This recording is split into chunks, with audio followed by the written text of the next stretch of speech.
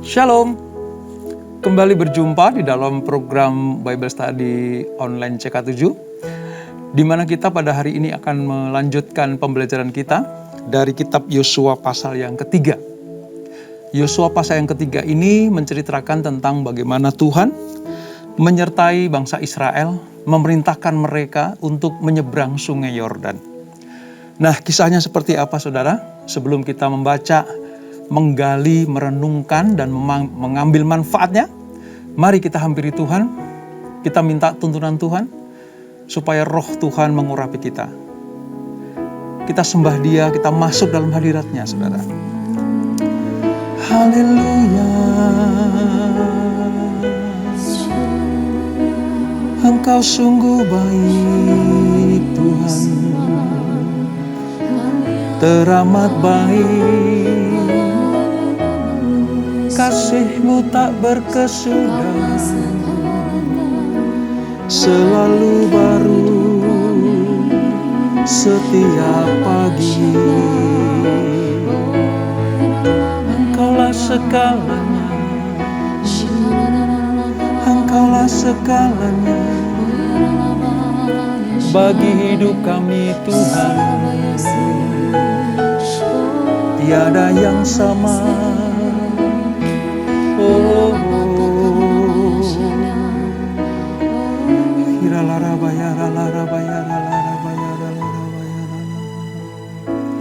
Kau Bapa yang mengasihiku, kuasa-Mu memulihkanku, hati yang baru Kau berikan untukku dapat melihat rencana-Mu indah bagiku. Kau ada di setiap jalanku, hatiku haus dan lapar akan Engkau. Kaulah segalanya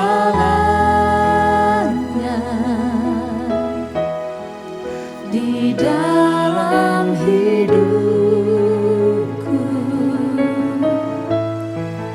Kerajaan-Mu, kebenaran-Mu, itu bagianku. Kaulah yang kupandang selama hidupku, mengasihi-Mu, memuliakan-Mu, Bapa dan Rajaku.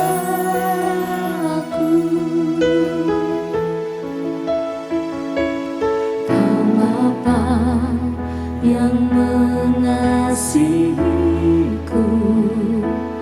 kuasa-Mu memulihkanku,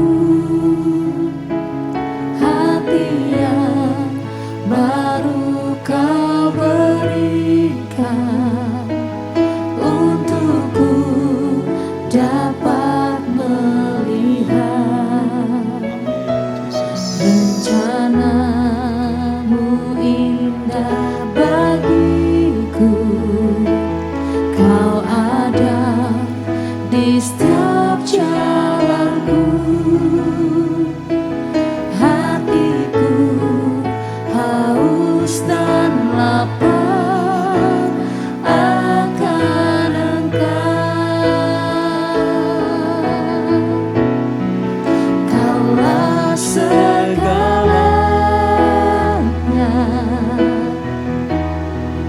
di dalam hidupku.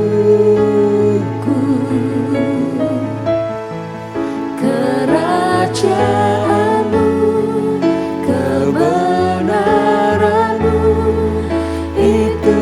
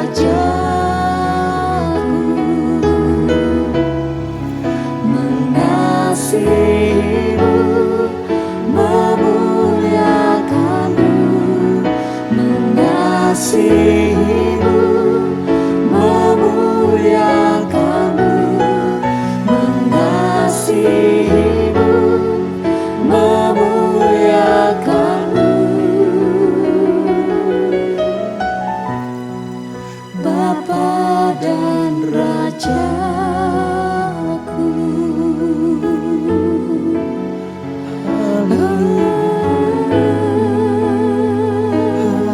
Engkau Raja kami, Engkau Allah kami, Engkau Juru Selamat. Kau Raja, Kau Tuhan kami,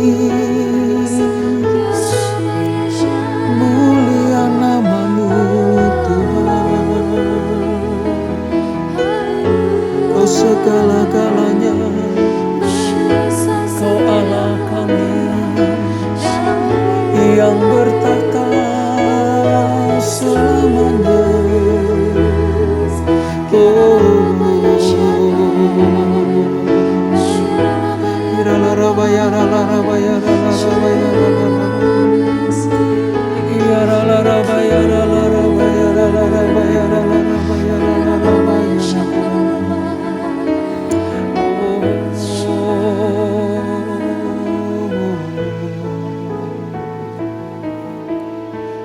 Yesus, Engkau Juru Selamatku, dalam janji-Mu kemenanganku. Selamanya kan ku nyatakan besar setiamu Tuhan di hidupku.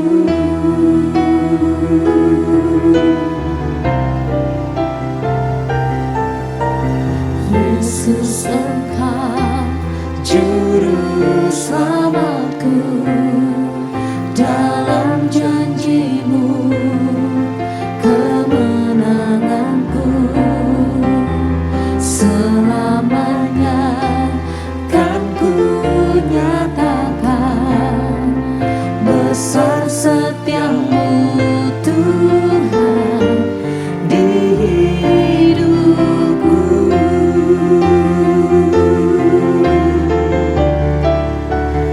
Haleluya, haleluya. Yesus, Engkau Juru Selamatku, dalam janji-Mu kemenanganku. Selamanya kan ku nyatakan besar setiamu Tuhan di hidupku. Besar setiamu Tuhan, besar setiamu Tuhan,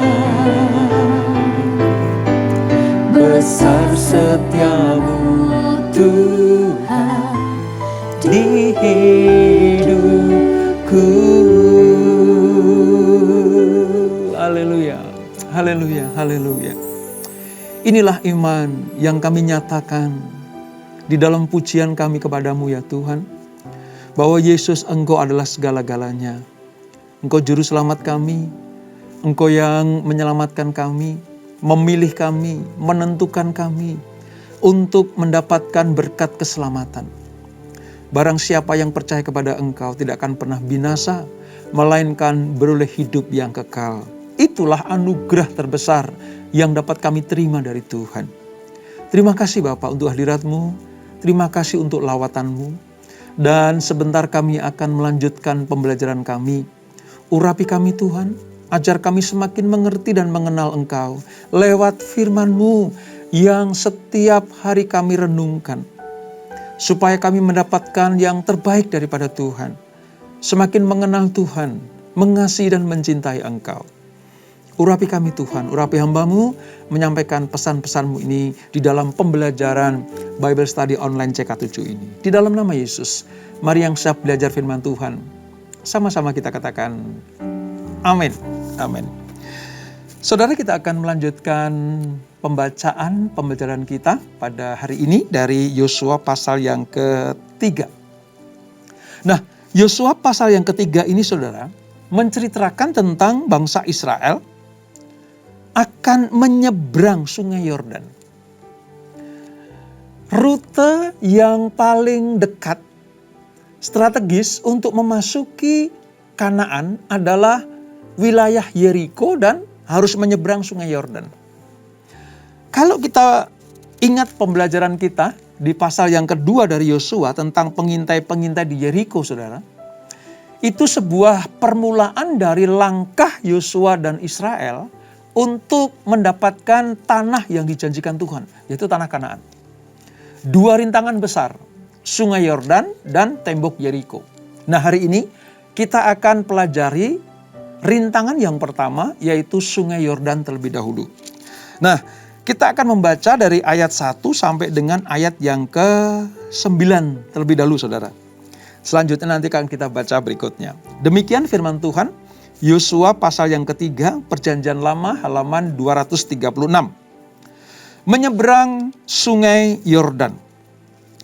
Yosua bangun pagi-pagi, lalu ia dan semua orang Israel berangkat dari Sitim, dan sampailah mereka ke Sungai Yordan. Maka bermalamlah mereka di sana sebelum menyeberang.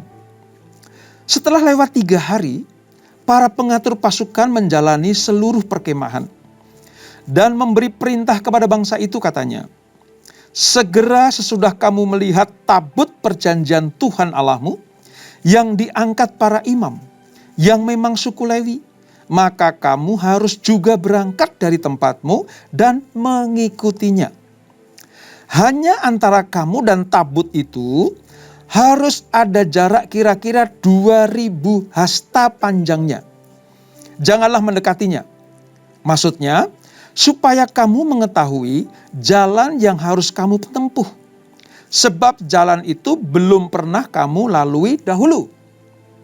Berkatalah Yosua kepada bangsa itu, kuduskanlah dirimu, sebab besok Tuhan akan melakukan perbuatan yang ajaib di antara kamu. Dan kepada para imam itu Yosua berkata, demikian, angkatlah tabut perjanjian dan menyeberanglah di depan bangsa itu. Maka mereka mengangkat tabut perjanjian itu dan berjalan di depan bangsa itu. Dan Tuhan berfirman kepada Yosua, pada hari inilah aku mulai membesarkan namamu di mata seluruh orang Israel, supaya mereka tahu bahwa seperti dahulu aku menyertai Musa, demikianlah aku akan menyertai engkau. Maka kau perintahkanlah kepada para imam pengangkat tabut perjanjian itu demikian. Setelah kamu sampai ke tepi air Sungai Yordan, haruslah kamu tetap berdiri di Sungai Yordan itu. Ayat 9. Lalu berkatalah Yosua kepada orang Israel, datanglah dekat dan dengarkanlah firman Tuhan Allahmu. Ayat 10, saudara. Lagi kata Yosua, dari hal inilah akan kamu ketahui bahwa Allah yang hidup ada di tengah-tengah kamu, dan bahwa sungguh-sungguh akan dihalonya orang Kanaan, orang Het, orang Hewi, orang Feris, orang Girgasi, orang Amori, dan orang Yebus itu dari depan kamu. Sampai di sini dulu, saudara. Sampai dengan ayat yang ke-10 ini. Nah, seperti yang saya katakan tadi bahwa rintangan yang pertama adalah menyeberang Sungai Yordan. Sejarah bangsa Israel menyeberangi Sungai Yordan ke Kanaan, saudara. Ini sungguh merupakan sebuah sejarah yang sangat patut untuk dikenang. Sebab apa? Sebab lama sesudah itu, umat Israel diminta untuk mengingat apa yang telah diperbuat Allah bagi mereka. Ya, bagaimana mereka berangkat ya dari kota Sitim ya, menuju kepada daerah Gilgal. Mereka berkemah di situ. Lalu tadi firman Tuhan berkata, mulai dari situlah nanti mereka akan melihat bagaimana tangan Tuhan yang perkasa itu akan memimpin mereka untuk melakukan perjalanan yang secara hitung-hitungan manusia tidak mungkin terjadi. Sebab apa, saudara? Sebab menyeberangi Sungai Yordan bagi bangsa Israel adalah sebuah mukjizat. Mukjizat. Mengapa dikatakan mukjizat, saudara? Karena air di Sungai Yordan nanti akan terbelah, tersibak. Dan ini mengingatkan mereka sebagai umat pilihan Allah, bangsa pilihan Tuhan, Israel itu, akan karya Allah di masa lampau. Bagaimana Tuhan membelah laut Teberau atau laut merah itu di Keluaran pasal yang ke-14. Ketika Tuhan membelah sungai Yordan, generasi kedua ini diingatkan kembali, dulu pernah generasi pertama itu melakukan hal yang seperti ini juga. Itu bakal di laut Teberau. Dan sekarang generasi kedua di sungai Yordan. Dari sini Tuhan sedang memberikan sebuah pelajaran buat bangsa Israel. Bahwa sekali Tuhan berjanji menyertai, maka Dia akan terus menyertai jika umatnya taat, setia, dan dengar-dengaran kepada Tuhan. Sesuai dengan janjinya kepada Yosua dan umat Israel. Ketika mereka melangkah masuk ke tanah perjanjian, Ia bertindak secara ajaib. Tuhan bertindak secara ajaib, spektakuler, dan mukjizatnya luar biasa. Sampai nanti mereka tiba di tanah Kanaan. Coba perhatikan tadi saudara. Dari ayat 3 sampai 4. Tindakan iman Israel ini bukan tanpa dasar. Menyeberang sungai Yordan bukan tanpa dasar. Sebab Allah sendiri yang memberikan perintah. Ya. Walaupun mungkin perintahnya itu tidak masuk akal. Walaupun perintahnya itu sulit dicerna oleh nalar manusia. Tetapi kalau Allah yang memerintahkan, maka keterbatasan manusia itu dibuat tidak terbatas oleh Tuhan. Wong buktinya laut saja terbelah. Maka sungai Yordan juga terbelah, berhenti mengalir hanya untuk menyediakan tempat bagi bangsa Israel menyeberang. Saudara, kalau membayangkan orang menyeberang sungai, ya itu ya mungkin apa mujizatnya sih? Apa spektakulernya sih? Mungkin saudara akan berpikir seperti itu. Tetapi ketika saudara benar-benar melihat sungai Yordan, ya, saya beberapa kali lihat itu saudara. Ya kalau lagi tenang-tenang, tapi kalau lagi bergejolak. Pada zaman itu saudara, lebar sungai Yordan itu lebar sekali. Tidak sekarang mulai menyempit, dulu lebar sekali. Itu yang pertama. Jadi kalau lagi bergejolak sulit. Lalu yang kedua, menyeberangkan 1-2 orang, ya sampai 10 orang, ya tidak seberat kalau menyeberangkan ribuan atau ratusan ribu bahkan jutaan manusia. Saya mau katakan, Yosua memerlukan arahan Tuhan. Bangsa Israel memerlukan perintah Allah untuk melakukan segala sesuatu yang di luar pikiran manusia. Nah, Israel diminta Tuhan untuk beriman, percaya. Tindakan iman Israel ini menunjukkan juga bahwa mereka harus tahu ya perubahan kepemimpinan. Kalau dulu selalu Allah menyediakan di padang gurun itu, zamannya Musa, ya ada tiang awan, tiang api, ya itu menjadi dasar atau menjadi sebuah ketetapan ketika mereka berjalan di padang gurun. Ya. Mengikuti pergerakan tabut perjanjian. Ya. Jelas ini saudara bahwa sekarang betul-betul Israel harus minta tuntunan Tuhan dan bertindak. Tabut perjanjian itu lambang kehadiran Tuhan. Tabut perjanjian itu lambang di mana Allah ada bersama-sama dengan bangsa pilihannya itu. Nah oleh sebab itu ketika mereka akan menyeberang sungai Yordan, maka petunjuk yang tepat ya itu adalah lihat tabut perjanjian Allah. Lihat bagaimana Tuhan memimpin, bagaimana Tuhan mengatur pergerakan. Kalau dulu tiang awan, tiang api, ya, tiang awan kemana, tiang api kemana, bangsa Israel mengikutinya. Tapi pada pasal yang ketiga ini, ya, pergerakan tabut perjanjian itu menjadi menjadi tanda utama, ya, tanda utama supaya bangsa Israel mengikuti arahan, aturan, tuntunan Tuhan. Sama seperti pada zaman kita ini, saudara, pada angkatan kita ini. Tabut perjanjian artinya hadirat Tuhan. Kehadiran Tuhan. Di dalam kehadiran Tuhan, di dalam hadirat Tuhan, kita perlukan supaya apa? Kita diarahkan, kita dituntun, kita diberi petunjuk. Entah kita akan lurus atau belok kanan atau belok kiri. Entah kita akan berdiam diri sebentar atau berjalan. Arahan dari Tuhan diperlukan di dalam hidup kita ini, saudara. Dan yang lebih spesifik lagi, Tuhan katakan harus ada jarak, ya, harus ada jarak antara pasukan Israel, bangsa-bangsa yang akan menyeberang itu dengan tabut,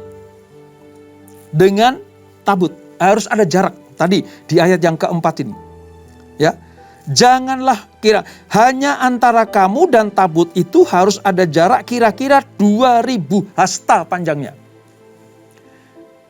Kenapa harus ada jarak 2000 hasta, saudara? Ini menandakan bahwa apa? Ada rasa sikap hormat terhadap Tuhan. Dan rombongan yang banyak itu punya jarak pandang. Semua bisa melihat tabut. Kalau terlalu dekat, ya orang terdekat saja yang bisa melihat tabut. Tapi kalau ada sedikit jarak, ya, ada rasa sikap hormat kepada tabut itu, pada hadirat Tuhan, maka dari belakang, dari depan sampai belakang bisa melihat tabut itu. Semua dituntun oleh pergerakan tabut perjanjian Allah. Nah, menarik sekali, saudara, bahwa apa yang Allah ingin bangsa Israel lakukan bersama dengan Yosua. Sebelum menyeberang sungai Yordan, Allah memberikan petunjuk-petunjuk, saudara. Ini hebatnya bangsa Israel. Ini spesialnya bangsa ini, saudara. Mengapa? Karena mereka sebelum bertindak ada petunjuk dari Allah langsung. Allah langsung memberikan petunjuknya. Ya. Apa, saudara? Kalau kita lihat di ayat 2-4, saudara. Itu menandakan bahwa mereka diarahkan untuk mengikuti tabut Allah. Itu yang pertama. Lalu yang kedua, di ayat yang kelima. Mereka diperintahkan untuk menguduskan diri. Ya. Kata menguduskan diri di sini artinya betul-betul fokus kepada pergerakan tabut Allah. Bahkan secara spesifiknya mereka tidak boleh, ya, melakukan hubungan badan suami istri. Sampai seperti itu. Ya, menguduskan diri artinya betul-betul fokus kepada pergerakan tabut Allah itu. Lalu ayat yang ke-6 dikatakan bahwa imam-imam bersama dengan tabut perjanjian diperintahkan untuk memimpin rombongan. Jalan duluan. Ini artinya kehadiran Allah menuntun bangsa Israel. Allah ada di depan, membuka jalan, menyibak air Yordan itu. Ya. Ini gambaran yang jelas tentang gembala agung kita, yaitu Tuhan Yesus Kristus. Dia berjalan di depan untuk menyediakan jalan buat kita semuanya sebagai domba-dombanya. Menuju kepada rumput yang hijau itu. Demikianlah bangsa Israel. Tabut Allah ada di depan. Ya, imam-imam yang mengusung tabut Allah di depan untuk membuka jalan bagi perjalanan Israel masuk ke tanah perjanjian. Lalu di ayat yang ke-7 dan 8, saudara. Allah mulai membesarkan nama Yosua. Sebagai apa? Sebagai panglima besar bangsa Israel. Orang Israel memang sudah tahu bahwa Yosua pengganti Musa. Sudah mengerti itu. Tetapi Allah sendiri melantik. Dengan memperkatakan, ya, ayat 7 dan 8 itu. Pada hari inilah aku mulai membesarkan namamu di mata seluruh orang Israel.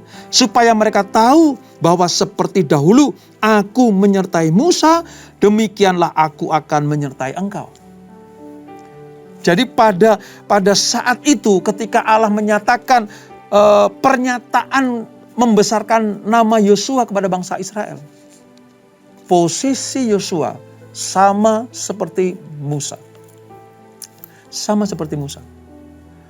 Musa yang mengeluarkan bangsa Israel dari Mesir sampai mereka ada di sebelah Kanaan, sudah dekat dengan Kanaan, Musa mati di situ. Lalu Yosua yang melanjutkan untuk memasukkan bangsa Israel generasi kedua ke tanah perjanjian. Yang satu mengeluarkan, yang satu memasukkan. Dua nama ini, Musa dan Yosua, betul-betul dipilih Tuhan untuk memimpin bangsa yang luar biasa ini. Dan kalau kita teruskan ayat 9-13 saudara, itu pengumuman yang disampaikan kepada seluruh orang Israel tentang apa yang akan dilakukan oleh Allah bagi mereka. Bahkan Yosua bilang gini, mendekatlah, ya, nanti kamu akan melihat bagaimana tangan Tuhan yang dahsyat itu. Bagaimana tangan Tuhan yang luar biasa itu. Bukan hanya akan menyeberangkan kita dari sungai Yordan sebelah sini ke sana. Tapi dia juga nanti yang akan menghalau bangsa-bangsa yang akan merintangi kita. Yang akan memerangi kita. Wow, tadi disebutkan tuh, ya, di ayat mulai ayat 10, ya, sampai dengan ayat yang ke-11 dinyatakan ini bangsa-bangsa yang akan dikalahkan. Bangsa-bangsa yang akan ditundukkan. Bangsa-bangsa yang akan dihalau dari tanah Kanaan. Berkat keputusan Tuhan bagi bangsa Israel. Dari sini kita bisa melihat saudara. Bagaimana Tuhan merencanakan segala sesuatu untuk bangsa pilihannya. Supaya apa sih saudara? Supaya janji-janji Allah itu tergenapi. Tidak ada cara lain bagi Allah selain menuntun umatnya supaya masuk ke tanah perjanjian. Rintangan sehebat apapun, bangsa-bangsa sebanyak apapun yang akan menghalangi perjalanan mereka, Allah sendiri akan bertindak. Sama seperti kita. Kalau kita disebut sebagai umat Allah, milik kepunyaan Tuhan, umat yang dipilih Tuhan, imamat yang rajani, bangsa yang kudus, umat kepunyaan Allah, maka janji-janjinya pasti digenapi dalam hidup saudara dan saya. Halangan sebesar apapun seperti sungai Yordan atau laut Teberau, rintangan sebanyak apapun seperti bangsa-bangsa yang ingin menghadang bangsa Israel, Allah berjanji akan membawa umatnya masuk ke tanah perjanjian, akan membawa kita semua masuk ke dalam kerajaan surga yang mulia. Syaratnya cuma satu, dengarkan kata Tuhan, ikuti perintah-perintahnya. Maka semua janji yang Tuhan berikan kepada umatnya pasti ditepati. Ini saudara, luar biasa. Dan apa yang dikatakan Tuhan tergenapi saudara. Coba lihat ya, saudara lanjutkan nanti baca ayat 14-17. Ayat 14-17 itu saudara, menggambarkan tentang apa? Air sungai Yordan terbelah menjadi dua. Dan bangsa Israel dibawa dengan selamat melintasinya. Alkitab mencatat saudara, semua umat Tuhan yang diizinkan menyeberang sungai Yordan selamat. Selamat. Inilah yang dilakukan Tuhan dan sungguh menakjubkan di mata bangsa-bangsa lain. Dari menyeberang sungai Yordan saja saudara, itu membuat bangsa-bangsa lain itu ngeper loh kepada bangsa Israel. Mereka tahu. Mereka keluar dari Mesir dipimpin tangan Tuhan yang dahsyat kuat itu. Laut Teberau terseberangi. Mereka mendengar bagaimana ganasnya padang gurun. Tapi selama 40 tahun Allah menyertai. Mereka mendengar bagaimana ada bangsa-bangsa yang menghalau mereka, berusaha untuk merintangi mereka di padang gurun. Tapi Allah membela, mereka dengar itu.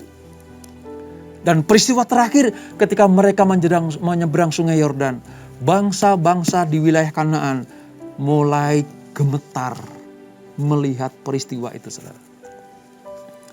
Ini bukan hanya tentang menyeberangkan bangsa Israel di sungai Yordan, tapi ini tentang kekuatan Allah yang sedang didemonstrasikan. Bukan hanya kepada orang Israel, tapi juga kepada bangsa-bangsa lain. Bukankah hal yang sama kita alami saudara? Kalau Tuhan menolong kita, kalau Tuhan membawa kita kepada kemuliaan demi kemuliaan. Tujuannya apa sih saudara? Supaya kita makin percaya bahwa Tuhan kita adalah Tuhan yang dahsyat. Dan yang kedua, supaya bangsa-bangsa lain, orang-orang lain yang belum percaya kepada Tuhan, berbalik percaya kepada Tuhan yang kita sembah, yaitu Tuhan Yesus Kristus. Inilah peristiwa bagaimana bangsa Israel menyeberang sungai Yordan. Ya. Seperti saya katakan tadi, semua dituntun oleh Tuhan lewat tabut perjanjian yang diusung oleh para imam-imam itu. Sehingga mereka selamat sampai tujuan. Sedikit ada yang hal menarik saudara, bahwa kata atau kalimat 2000 hasta di ayat yang ketiga tadi. Mengapa harus 2000 hasta? Saya sedikit ulang ini ya saudara, ini penting sekali. Kenapa saudara?